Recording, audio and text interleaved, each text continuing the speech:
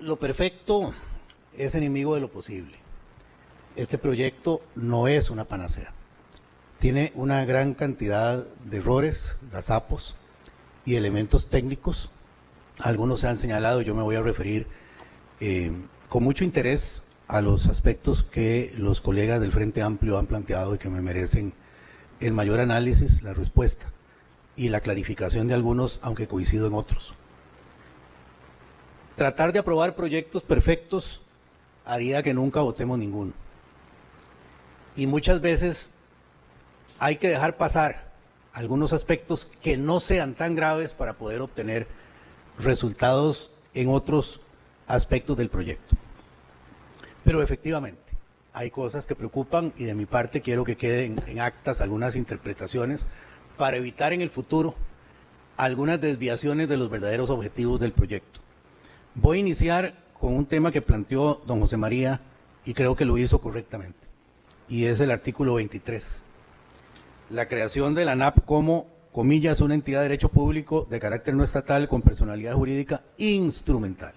A mí me parece que lo de personalidad jurídica instrumental, esa palabra instrumental se quedó ahí por error. No puede ser que al mismo tiempo que se crea una entidad de derecho público no estatal, se le asigne personalidad jurídica instrumental, como si solo fuera a realizar una labor en específico, cuando es una entidad de derecho público. Ahí creo que lleva razón el diputado Villalta.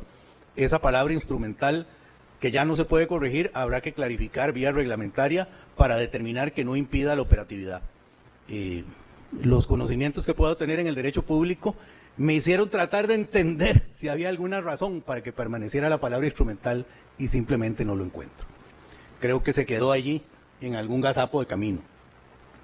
Que yo hubiera preferido que este tipo de entidad perteneciera al derecho público estatal, claro que sí. Es una típica función del Estado. Y parece raro que se cree como una entidad de derecho público no estatal, llevando a mi juicio razón don José María, cuando plantea que allí califican las corporaciones, califican los colegios profesionales y califican aquellas entelequias creadas por don Eduardo Ortiz cuando creó la Liga de la Caña ya en el 65, y muy bien lo denominó don José María, cuando le llamó ornitorrincos jurídicos, se parecen bastante a esa figura. Pero ya ha sido copiado, ya ha sido utilizada este tipo de figura como Procomer u otras similares, siempre y cuando se entienda que a pesar de no formar parte directamente del aparato estatal, al ser entes públicos, no estatales son entes públicos, y su operatividad en la función esencial se rige por el derecho público, aunque la contratación de personal pueda ser por el derecho privado.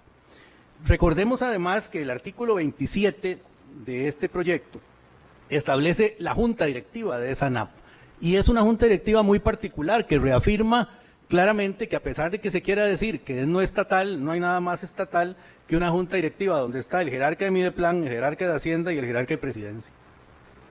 O sea, si eso no es estatal, yo no sé qué podría serlo. Son 3 ministros en una junta directiva y tratar de entender que eso sea no estatal, yo francamente no lo comprendo. Ahora, tampoco afecta el fondo del proyecto, pero sí son observaciones importantes y que me pareció que merecían una reflexión, dado el cuidado y el estudio que los colegas del Frente Amplio han hecho al proyecto de ley. También me parece importante el tema de lo del impuesto a la propiedad de vehículos. Hasta donde tengo claro, no se trata de crear un nuevo tributo, sino que se trata de trasladar el que financiaba el Consejo de Concesiones a esta entidad. Entonces, claro, podemos discutir si era conveniente haberle otorgado al Consejo de Concesiones en su momento un impuesto con destino específico, pero en este caso no es que se está creando otro impuesto con destino específico, sino simplemente dándole el destino, trasladándole de una entidad que ya no lo va a recibir. Me parece que es absolutamente fundamental el tema de la relación con la Contraloría, y ahí me parece, con todo respeto, que ahí sí nos llevan... ¿Qué podría comprar con este menudo? Lo que tu alacena necesita, lo compras con tu... Razón los colegas del Frente Amplio por lo siguiente: los artículos 49, 52 y 53 del proyecto en todo momento respetan los procedimientos de contratación pública y la aplicación de la ley de contratación pública. No hay una fuga de los procedimientos de contratación. Empecemos con el 49. Claramente se señala que para seleccionar al contratista se deben seguir los procedimientos de licitación mayor con invitación internacional y que el régimen de prohibiciones y sanciones a sujetos privados y funcionarios públicos son los que tiene la ley de contratación pública. El artículo 52 establece que el criterio de adjudicación, una vez que se determina cuál es la oferta elegible, tiene un mecanismo de evaluación claramente establecido. Y básicamente el más importante, el 53, establece que en contra del acto final de adjudicación podrán interponerse los recursos de objeción y apelación ante la Contraloría General de la República. Es decir, en ningún momento se está pretendiendo que la adjudicación del acto final de adjudicación evada el control de la Contraloría, sino que establece aquí el recurso de apelación ante la Contraloría General de la República para evitar que se pueda interpretar que aquí hay una fuga total del derecho público. Inclusive para ceder el contrato resultan aplicables las disposiciones de la Ley de Contratación Pública en el artículo 56. Por lo tanto, no pareciera que haya ahí ningún problema de fuga de los mecanismos de fiscalización de la Contraloría General de la República. Paso a otro tema que me parece que es muy importante, me llamó mucho la atención, el tema del famoso premio, que está efectivamente en el artículo 44, en el inciso I, y efectivamente, la forma en que está redactado es demasiado amplio. Dice que el proponente tiene derecho a una retribución en la evaluación de la oferta. No señala cómo se va a calcular esa retribución, si es una ponderación mayor de la oferta, si es puntos adicionales. No lo dice y coincido que esto es materia de reserva de ley, al igual que el otro tema que habló don José María, al que me voy a referir en un momento. Creo que este tema debe aclararse en el reglamento porque a como está, no está para nada correcto. Igual que el artículo 12, inciso C, al que se refirió el diputado Villalta, que permite crear otras figuras, que es absolutamente de reserva de ley, y en mi opinión no se pueden crear otras figuras, porque para eso es la ley, para que se establezcan cuáles son las figuras que están acá. La diputada Segura hizo referencia a algunos temas a los cuales me voy a ir refiriendo en algunas etapas de mi exposición. El tema tarifario, doña Sigrid, ahí está claro en el artículo 40 cuál es el rol de ARECEP. No se excluye de ninguna manera que ARECEP participe en el régimen tarifario. El ordenamiento ya existente y el reglamento de contratos de colaboración, pues evidentemente es un reglamento, es un decreto que queda sin efecto por esta ley y habrá que promulgar una nueva reglamentación en esta materia. Pero aquí voy a pasar, a mi juicio, el tema más importante y al que curiosamente no se refirieron mis colegas, pero me pareció que don Edgardo se me quedó una. Don Edgardo dice que se quedaban por fuera la posibilidad de que entraran cooperativas y otras formas de asociación privada de carácter social. El artículo 3 dice que pueden participar sujetos de derecho privado, no dice que tienen que ser sociedades mercantiles, no excluye a las cooperativas, no excluye a ninguna entidad privada de carácter social de la posibilidad de suscribir estos contratos. Pero ahora me voy al tema que yo pensé que iba a ser el mayor motivo de preocupación y que no lo fue. Tal vez no es porque no les interese, sino quizá porque no dio tiempo. Y esto es básicamente cuáles son las actividades para las cuales se puede utilizar esta figura y cuáles son las actividades para las que no se puede utilizar esta figura. Y me parece que este sí es el fondo del tema y requiere algunas intervenciones de mi parte. En el artículo 4, segundo párrafo, expresamente se indica que quedan fuera del alcance de la presente ley las actividades en energía y telecomunicaciones. Eso ya está claro que queda excluido, pero pareciera que nada más está excluido eso. Y aquí, como uno llora por el golpe que le dieron, a mí no se me va a olvidar nunca cuando me destituyeron del Ministerio de Justicia en el 2002 por oponerme rotundamente a la privatización carcelaria. Y sigo sintiéndome muy honrado que me hayan destituido de mi cargo de ministro de Justicia en ese momento, porque me opuse a la privatización carcelaria donde se trasladaba a una empresa privada extranjera la seguridad y la vigilancia de un centro penal que posteriormente fue declarado inconstitucional por la Sala Cuarta y no se pudo hacer esa figura absolutamente descarada de privatización carcelaria en seguridad y vigilancia. Pero aquí no se excluye. No se excluye la utilización de esta figura para monopolios públicos. Se podría utilizar esta figura para FANAL, que aunque no debiera ser un monopolio público, lo sigue siendo. Y mientras lo sea, habría que pensar si se puede utilizar esto para ampliar la Fábrica Nacional de Licores o no. Hospitales públicos, escuelas y colegios públicos, oleoductos,